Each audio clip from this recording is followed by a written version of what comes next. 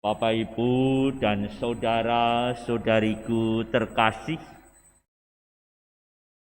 bacaan hari ini mengajak kepada kita akan suatu refleksi dalam hidup kita.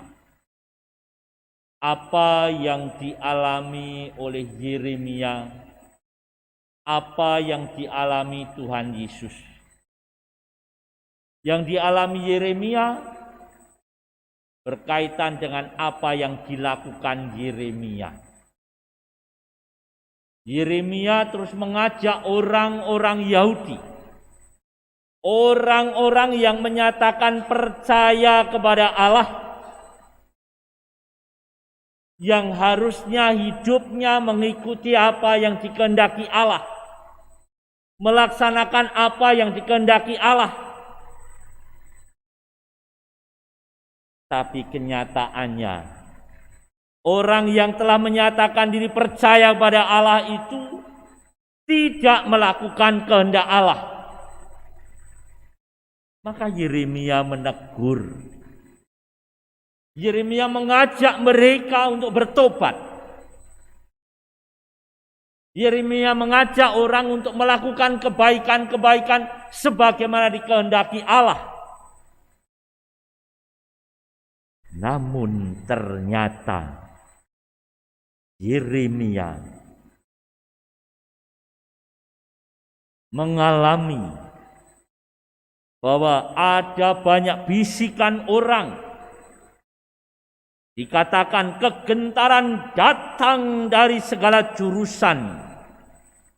Adukanlah dia, mari kita mengadukan dia.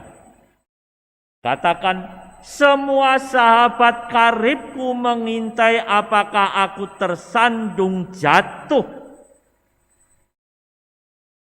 Menghendaki supaya Yeremia jatuh. Menghendaki supaya Yeremia celaka. Padahal yang dilakukan Yeremia adalah kebaikan. Semuanya itu karena adanya iri hati. Adanya ketidaksenangan orang-orang pada waktu itu. Dan ini bisa terjadi pada kita.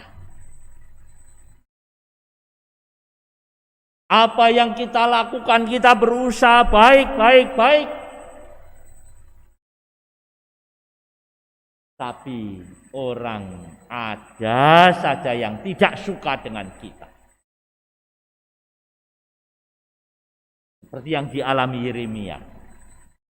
Ada saja orang yang menghendaki kita celaka. Ada yang menghendaki supaya hidup kita susah. Tetapi Yeremia yang patut menjadi bahan dalam hidup kita. Iman Yeremia. Tetapi Tuhan menyertai aku sebagai pahlawan yang gagah. Sebab itu orang-orang yang mengejar aku tersandung jatuh.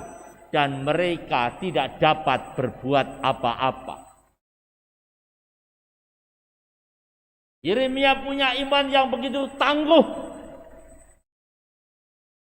Sekalipun orang-orang di sekitarnya tidak suka. Dia tetap melakukan apa-apa yang baik. Tetap melakukan yang benar dan tidak terseret oleh bujukan orang atau oleh omongan orang. Kita gampang sekali jatuh hanya karena omongan orang. Omongan orang yang tidak suka.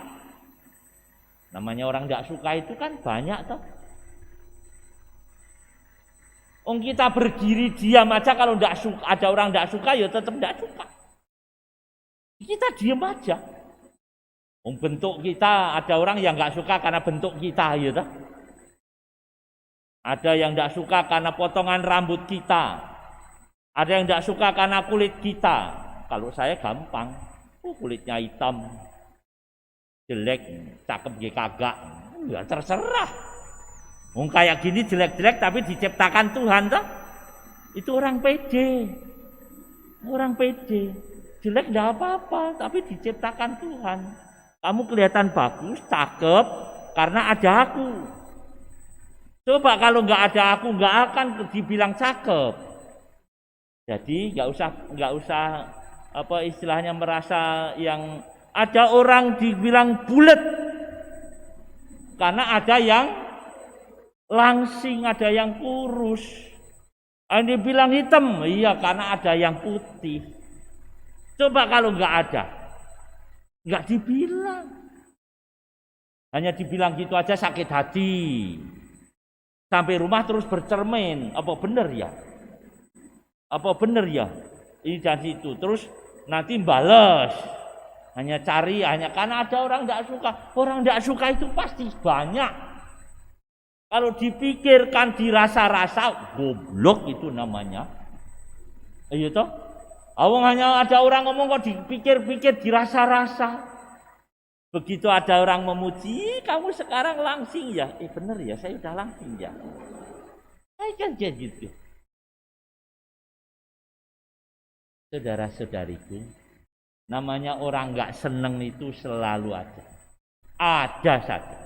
Kita pakai baju begini orang nggak suka, diomongin aja terus, terus jadi musuhan. Nggak usah, orang ngomongin, ayo udah nggak apa-apa. Ya, silakan aja.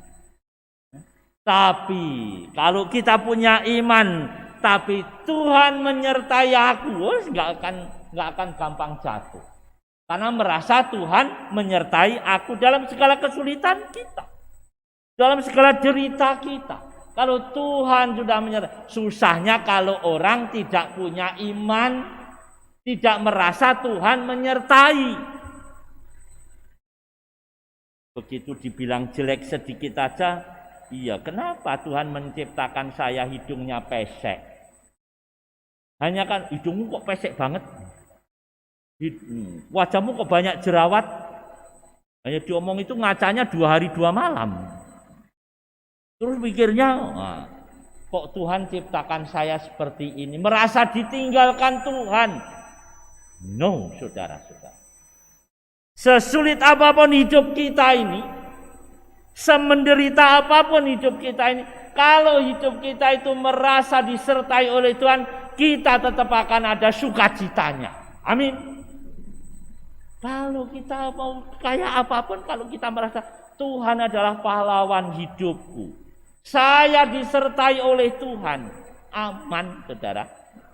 Hidup akan penuh syukur. Maka yang sehari-hari mengeluh, ayo sedikit-dikit ngeluh makanan gak enak, ngeluh ini dan itu, banyak keluhan, dikit-dikit mengeluh, hati-hati. Berarti hidupnya tidak merasa disertai oleh Tuhan. Orang bilang, itu Romo Heru kok di gedung sendiri, kok nggak takut? Padahal banyak sahabat yang lain di sini banyak. Kok nggak takut? Nggak takut. Kenapa? Karena saya merasa disertai oleh Tuhan. Disertai oleh Tuhan kok takut? Bodoh toh ya. Dengan yang lain nggak takut. Karena merasa Tuhan menyertai aku kesehariannya.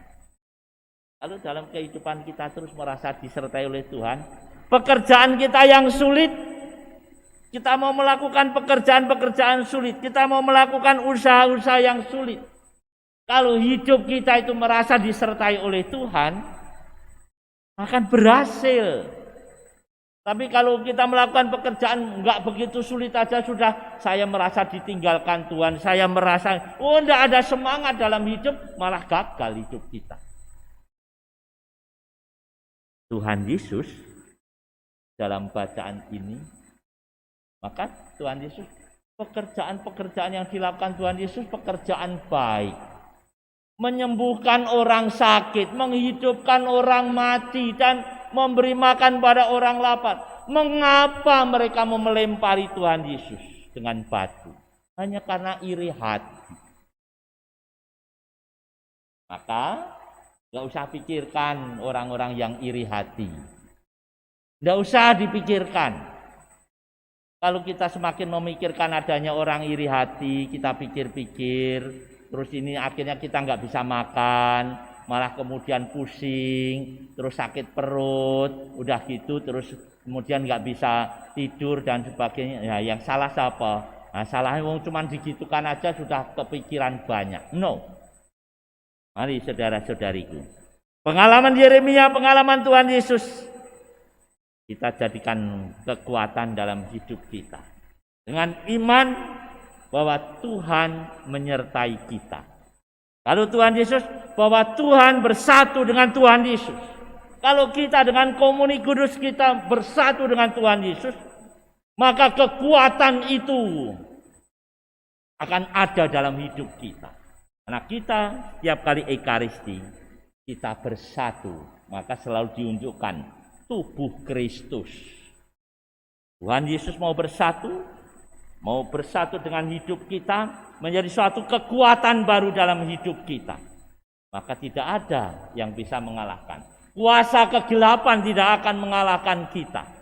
Tapi kita tetap teguh dalam hidup iman kita, merasa disertai oleh Tuhan. Saudara-saudariku yang sekarang sedang hidup berat, sedang berjuang untuk kebaikan, jangan takut, maju terus, karena Tuhan menyertai Anda sekalian. Tuhan terus menerus dari hari ke hari, dari waktu ke waktu menyertai Anda. Tuhan terus mau bersatu dengan Anda. Anda berjuang, Tuhan menyertai, maka tidak akan gagal. Mari kita imani persatuan kita dengan Tuhan dalam Ekaristi Kudus ini. Tuhan memberkati kita semua.